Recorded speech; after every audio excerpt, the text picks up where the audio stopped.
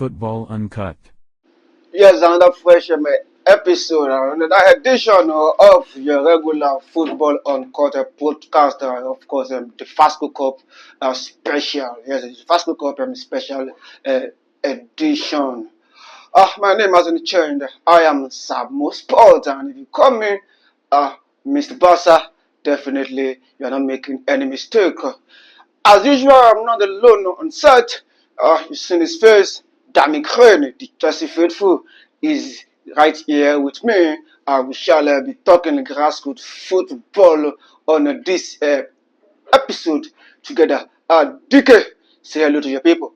Hello, my football fans. This is Roy TK, and we are here on the Fasco edition.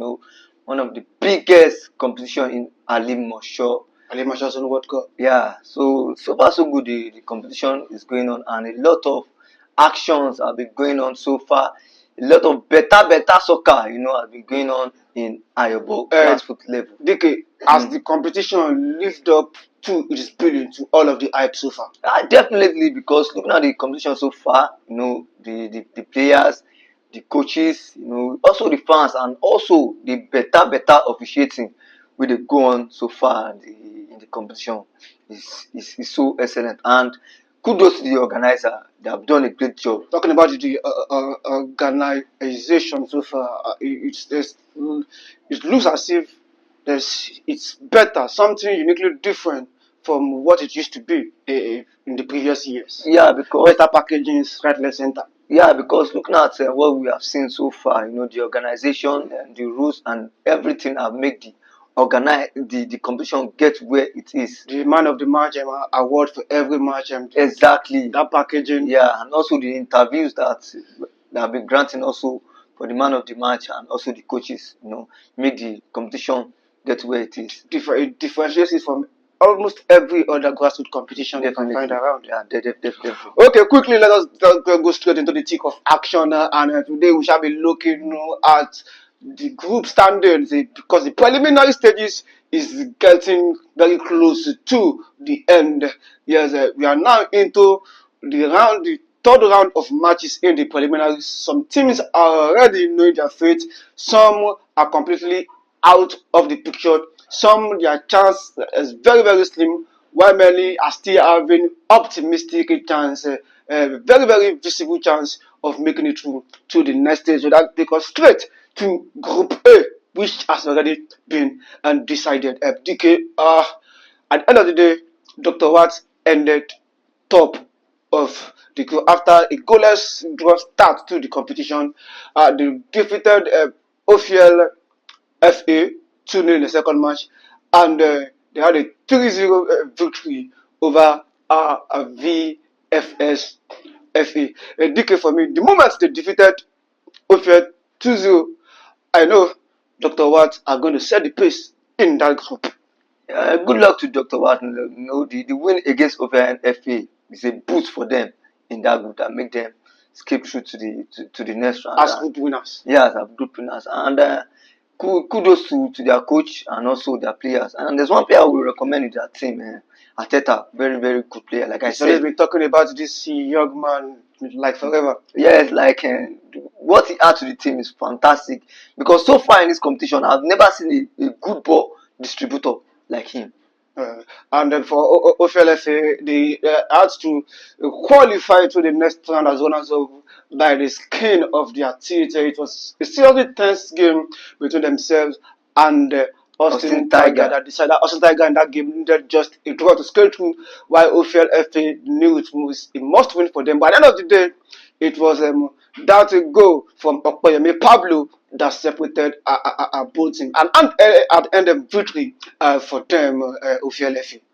Looking at the match against OFNFA and Austin Tiger, we know definitely that match is also, going to be a very tough match because he ended one and it didn't disappoint, to be honest. So kudos to OFNFA because offense side, they're always a good side. No doubt, in no competition, they have expectation is always high. Anytime you hear them OFL, any competition within this axis, this expectation is always on the high. So kudos to them, and Austin Tiger is just It's very, very bad. They have to. But I don't think they shouldn't Be disappointed. be disappointed Yeah, that they exactly. lost the second round ticket to Dr. Watt and Dr. Watt. OFLFA. These are two strong sides when it comes to grassroots football within this straight to Group B, where Lion Arts FC and the debutants Maradona FA made it out of that group.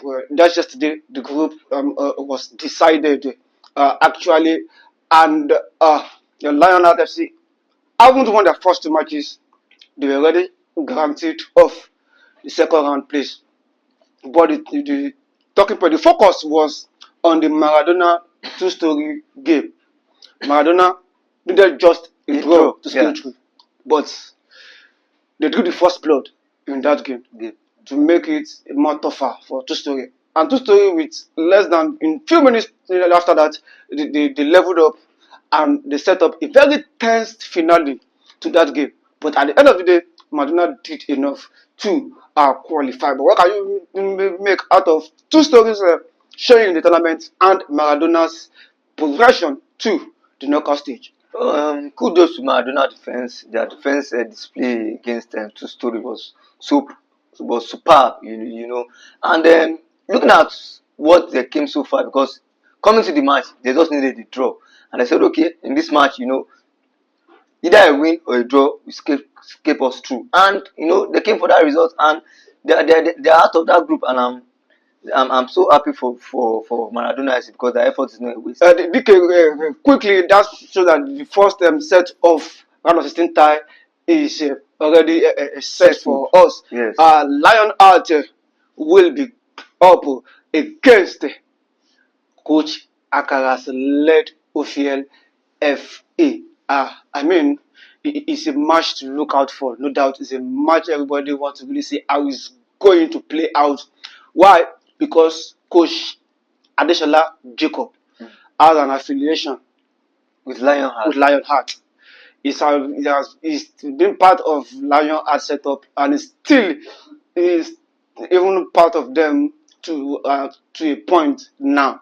Coming up against a side that knows him and that he also knows in and out. It's going to be a rivalry war, no doubt about that. Between them. Yeah. So what should we be expecting, and where do you think this might be tilting towards? Looking at the both sides so far in the competition, that very, very good side, and then I would say I'll give it to Lionheart because of their home advantage on that field. Because only the fans with Lionheart gets a fee. Offer to also enjoys at least a very good number of supportership on that pitch. My brother, me will not lie. Lionheart get fans pass over for that field. Sake of say now your burger. Yeah, and that ground now, so definitely more fans will be coming, and that will be a like a chance ahead of OFN FA.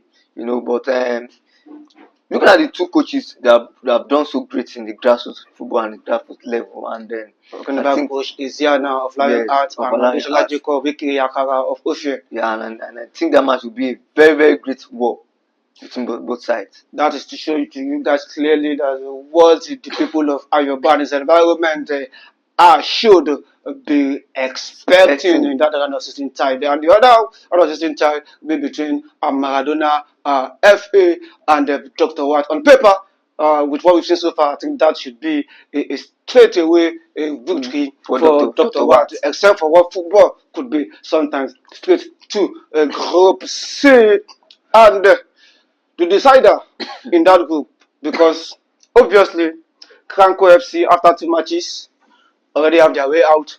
They don't have any chance of qualifying. They lost their first two games. Talking about Cranco FC, debutants they are. I think they must have learned one or two from this experience of this competition. By now they will understand why it's been called Ali Mosho's own World Cup. And the other team, Santos FC2, lost to El Cadiz. They lost to Shanks their second game. They too are out of the. So it's now El Cadiz and Shanks, yes, both have 6 points. But the battle now is to qualify as group winners, because ordinarily it is believed in cup competitions that when you qualify top of your group, you are always on the better Side. side of the draws. Probably you be meeting an easier opponent, so to say, in the next stage, and that is what Shanks and Ekadis will be playing for. And do you think playing for top spot will be enough a motivation for these two sides in that decider? Looking at the two sides, Cadiz and Shanks, and they're not a very bad side, very good competitive side, both of them, and I think Cadiz should be winning that game because they have a very good two striker up front in that match, and I think Cadiz will be going for the That's top. talking about so one of the two players with an hat trick so far in this So I think Shank also they are not bad. You're looking at their setup, their defensive setup, their midfield. They look very organized. Yeah, they look very organized. But I'm giving Ekaris a head for because of their attacking threat. Okay, and our attention should also be taken will be the group that have a good number of NPFL all-stars there. Talking about Group D, where there's New Generation, there's Dazzling FC, there's City Tiger, and there's MDF Master. City Tigers are dead and buried. They will only be playing. They will only be playing for pride when they come up against New Generation. But the battle now is among New Generation, and Dazzling, and MDF All-Star. And the key or the big one there will be MDM All-Star against Dazzling. Why? MDM All-Star have even started on a very high note, defeating City Tigers 6-0. You expect them that they should match the next round easily. But the moment they lost by lone goal to New Generation, it puts a lot of question mark around their chances of qualification. And now it is a must win for them against Dazzling because Dazzling has 4 points. A draw for Dazzling will mean they will be through. And many of us are taking it for granted that New Generation will get the better of City Tigers and they will be going with 6 points. They will be going with 7 points. I beg your pardon. Worst come, they will be playing a draw, and which will be enough to see them qualify. So now MDM must eye in the situation of winning this. So how do you think that group will pan out at the end of the day? And do you see MDM must still scaling through, or we might be seeing a shocker? Well, first of all, I'll give kudos to New Generation because their game against MDM was like a final match because after before final in the group stage. Because after MDM just New Generation rather scored the one goal, they just have to let's go pass the ball. So now Modio tactics we go play. Because these guys they are more than capable of coming back. Yes, because these boys, their experience, the way they play, the MDM stars, they are so fantastic, my brother. The way they play, the level is different. So I New Generation say, this is the way they see your mommy will go pass ball. They cannot delay. They cannot delay. And they did that successfully. Yeah, because the determination, the defensive display was so fantastic. And kudos to Stormy too for his defensive display that day. But looking at how the group will turn out too, and I'm giving it to New Generation to come out first because CC Tiger has nothing else to offer. And then looking at Dazzling Star and then MDM, Dazzling Star will have to have the kind of determination and motivation New Generation has against them. Alright, straight away to Group E, where we have Young Lion FA, Oyinbo FC, Junior Milan, and Bash FC, who are also dead and buried. Bash FC are dead and buried. No chances of qualifying at all. They've lost their first 2 games. So Young Lion FA, Oyinbo FC, and of course Junior Milan still have all to play for. And Junior Milan are better placed with 6 points. But for Young Lion FA and Oyinbo FC, they will be battling later for the second spot. For Young Lion FA, they are having on paper an easier fixture against the very hapless Bash FC. Now, what will happen between Oyinbo and Junior Milan? A win for Oyinbo FC in that game will put them on 6 points, level on point with Junior Milan. And let's take it for granted that Young Lion will defeat Bash FC. That will put all three same point, 6 points, which will make it tricky because it's brought down to goal difference. So we have to make Junior Milan come out their full gun against Oyinbo FC. And where will all of this leave Young Lion FA? How do you think this group will pan out at the end of it all? First of all, I would love to see Young Lion come out of this group because they are very young side, very exciting side. They have a lot of young talent and great talent in there. But looking at the group, I'm giving to Junior Milan to come out first, and hopefully Young Lion, my favorite, to come out second. And it's not going to be easy for Young Lion. But they just need to hope that the result between Junior Milan and the come in that favors there, so that any win for them against Bash FC will be enough to take them through. All right, let's straight away to Group F, where there's 11 Lion, IJB Foundation, New Stars, and of course TIGFC. This is another. Yes, I will go straight to our Group F. Another very tricky group so far. It's looking very tough, where we have 11 Lions, FC, IJB Foundation, New Star, and TIJ. And as it stands now, IJB Foundation are on top with 4 points. 11 Lions and TIJ both share 3 points. Why? New Star are having 1 point. And what that really says that mathematically all four still stands a chance. But obviously, the battle in the last group game will be seriously a tough one. 11 Lions, they will be up against a New Star, while IJB Foundation will be battling it with TIG, that is Trust in God Football Club. This group, it don't do really, really tough. I don't know. All four teams no one agree for each other. But with what we don't see so far, 11 Lions, they scored one, they considered one. They have 3 points. You think, say, they go IJB Foundation, they scored just only 1 goal out of the 2 games to stay on top. That is how close, how tough it has been in this group. Well, how you think, say, it could end at the end of the day for this group? Well, I would say kudos to 11 Lions first of all, because looking at the previous matches, only last lot Tunde 2, and they came with a very, very good striker. And we're hoping for them to qualify against New Star, because I think that would be definitely win for them. And then looking at them, TIG and IJB, that would be a match to watch for, because both of them have something to fight for. And I am hoping TIG or IJB will qualify. I can't say about that, but hopefully someone will have to qualify in that group. Let's go straight there to the group of the underdogs. Yes, that group have been dubbed the group of the underdogs. Talking about Group G, where we have Treasure Dominion FC, Ejo FC, Kogbagidi FC, and of course Leye FC.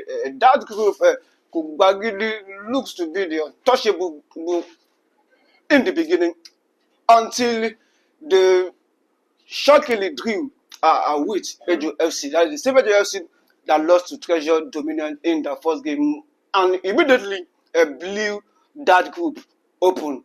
Which means Kogbagede for now has 4 points, Treasure Dominion has 3 points, the FC has 3 points, and Ejo FC has 1 point, making the last, the final group game there to be a very tricky and tough one. Treasure Dominion will be up against Kogbagidi FC, and Leye will be up against Ejo FC.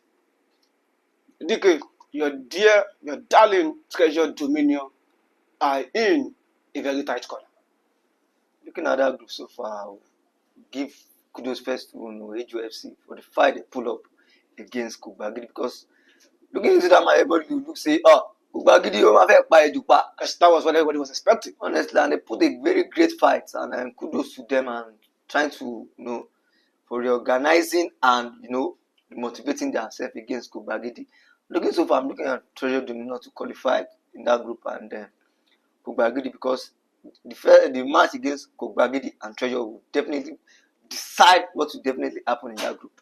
So from your convincingly, for your church mind, for the convincing part of your mind, you see, say, Treasure Dominion should get result against Kobagidi. Of course, because who expect Ejo to put up a fight against Kobagidi? That is football for And don't you think what happened against the UFC will fuel the fight and the fire to go out inside Kobagidi?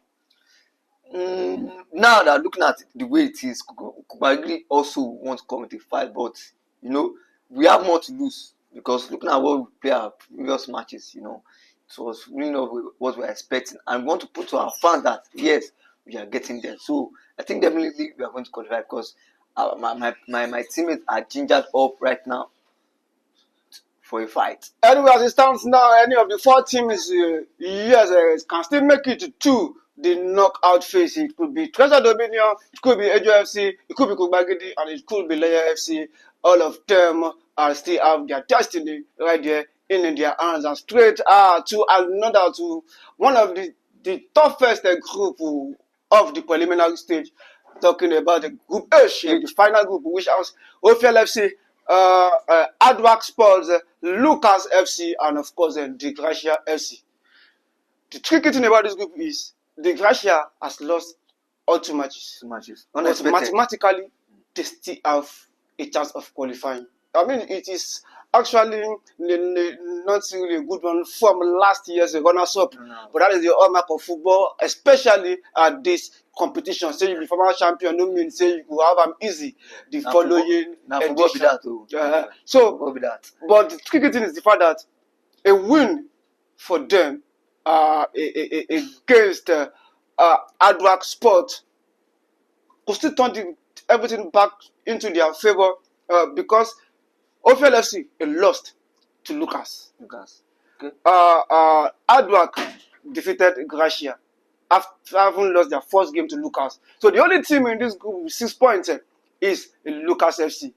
OFL and Adwac both has 3 points. So if once Lucas are able to defeat once they are able to defeat Adwac, then the Gracia should be looking at the chances of qualification because once they are able to defeat OFLFC, then the story will change. Now looking at that group so far, I think, like you said, the Gracia has a chance of qualifying if they can beat OFLFC with a big margin of goals. And I expect and hope that Lucas, which is likely to defeat Adwac Sports. Now it's up to the Gracia to come out strong and have a number of goals to favor them to qualify. And to be fair, having lost their first 2 games, they are really not on the bad side when it comes to goal disadvantage. They lost the first game by only a goal difference 2-1. The second game too, they lost by only a goal difference 2-1, which makes them -2. So if they were to win by, let's say, 2 goals against OFL, they will be cancelling their goals minus their goal against to 0, and then look at what happens to both OFL and the other team, Adwac Sports. Okay, so that is how it is as it concerns the preliminaries in the ongoing Alimanshaw's own World Cup. That's about the Fasco Cup, the 17th edition. Yes, right here in the 2025. It is happening in Ayobo. Yes, Idowu Fade, right inside the Ayobo Sports Arena, the one popularly known as the Apple Field. Quickly, a few talking points from this competition before we drop the curtain on this edition. Some of the talents so far in this competition that has really wowed us, to really show to us that, of course, grassroots is truly blessed with some exciting talent. And the most outstanding of them all for me has to start with Emmanuel Olawore, the one popularly known as Mata of Lucas FC. Look at the 2 free kick goals he has scored so far in this tournament. The first one, when so many of us blamed the goalkeeper that the free kick, the movement of the ball was slow, was that. And he scored almost a replica of that in the second goal to show to you that it is an art that he is a specialist in. That Lucas player, Mata, nickname Mata, is a very, very fantastic player. Because in the next years, I'm seeing that boy should be there. at that level if it's managed very, very well. Because the talent the boy possessed, the confidence he possessed is so fantastic.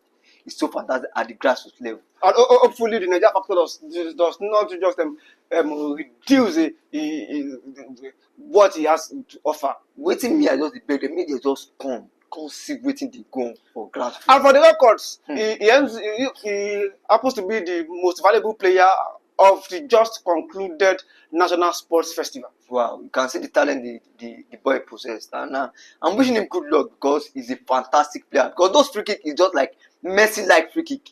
Me will know that. And look at his movements from joining. When this is an aside competition Yes. where you are not so expected to be a stagnant attacker. The way he moves from the other half of the field to the opposing the final third is awesome. His link-up play with fellow teammates, especially on the offensive, is really, really unimaginable. And if we want to be sincere with ourselves, that guy is going to places. Hopefully, no external factors or external forces that will affect his progression. My prayer be say make they just manage that talent well, because that ball is the next thing that we are going to talk about in the Nigeria football ahead. Absolutely. And there's this other guy, the guy that played in the defensive midfield position, the one we probably refer to as 4. Talking about that guy Joseph. I mean, I've not seen. Yes, you talked about Arteta, but truly, I've not seen a true defensive midfielder like that guy in that tournament so far. From all of the matches that I've seen, his confidence on the ball, the way he retrieves the ball back from the opponent, and how he also manages the ball under pressure. When he's in the position of pressure, he keeps the ball and you barely take it from when he's with the ball under pressure. It reminds me of a certain Rodri. That's one of the reasons why Rodri to the midfield of Man City is almost indispensable. Almost the same thing this boy, and to imagine that he doesn't have the kind of physical stature that he Rodri has, and he plays the defensive midfield position that way, wows me a lot. You are looking at the defensive midfielder of Lucas Joseph. Joseph is a very, very good player. He won the man of the match even on the day that Mata scored 2 goals to win the match for them. Very, very, very, very great player. Very physical player, despite his stature, which is doing. Very, very, very fantastic player. Very competitive, and I like him and he understands how the game play. Why I prefer Arteta because Arteta ball distribution is different level, and I think that's what Joseph needs to add to the game, because when we are talking about ball distribution level, making the right passes at the right time, making the right decision passes at the right time, that's what Arteta has over him. And I think with that, he will be a very, very, very, very good player in the midfield. What you've seen so far, which has been objectively now, because I know your darling treasure domino is in the competition, but who has been the most outstanding player for you thus far? I would think it's Emmanuel. Olawale. Yeah, a straight pick. I don't have to be sentimental here because he has been dazzling. Yes, if you see talent with that. You understand? So I don't want to be sentimental. He's the best player so far that I have seen. That you have seen in this tournament. Yeah, in this tournament. And if you have to, let me help you out with the likes of the MDM or all of the stars and they are parading, looking at how they started the competition. House on Fire, Lucas FC. You've seen how they qualified to the second round with their commanding performance. Not forgetting OFL FA too, how they bounced back from their 2-0 defeat to Dr. Watt. And even Dr. Watt themselves, looking at how strong the likes of the Arteta, Malik, and of course the Wasiu going forward. And even El Cadiz, combination of Nonso and Adekunle up front, they really look strong and promising for them. I mean, and all of it, who do you think they are looking really promising for the title? I think I'll give it to Lucas FC because of the great talent all of them possess in that team. And they look very young altogether. They look very, very young. They look so determined and a very, very great side. So I'll say Lucas FC have a great chance of winning this tournament. Do you think MDM or All-Star, if they eventually make it out of that group stages by winning their last game against Dazzling, what do you see them? What can you make of them? How promising are they for the title? Looking at them so far, the experience they possess, the kind of talent they also possess, they also have a great chance of winning, the tournament also. But I'll say, like I said, I'll still give it to Lucas because they're a very good and promising side so far. With what Okoyemi Pablo showed to us in that defeat to Dr. Watts and that game against Austin Tiger to help Ophir bounce back and qualify for the next round.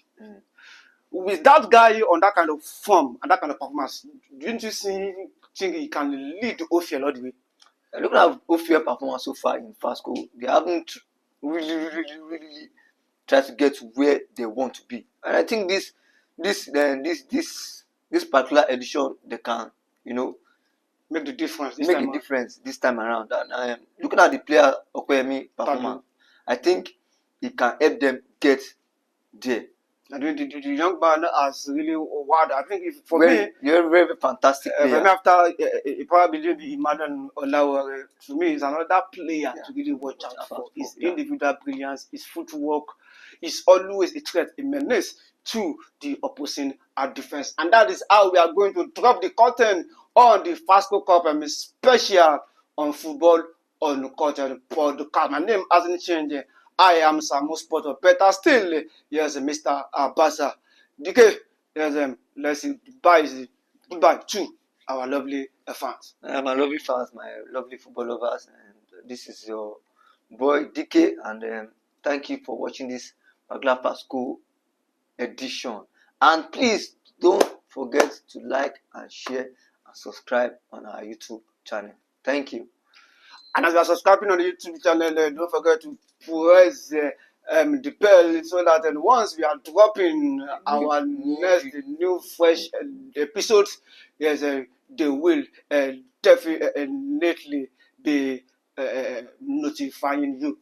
Till when we come your way again for another fresh episode, just continue to enjoy every footballing action that we have on Ghana. And if you are within Ayoba's environment, the Fasco Cup is already getting to the business stage. Goodbye.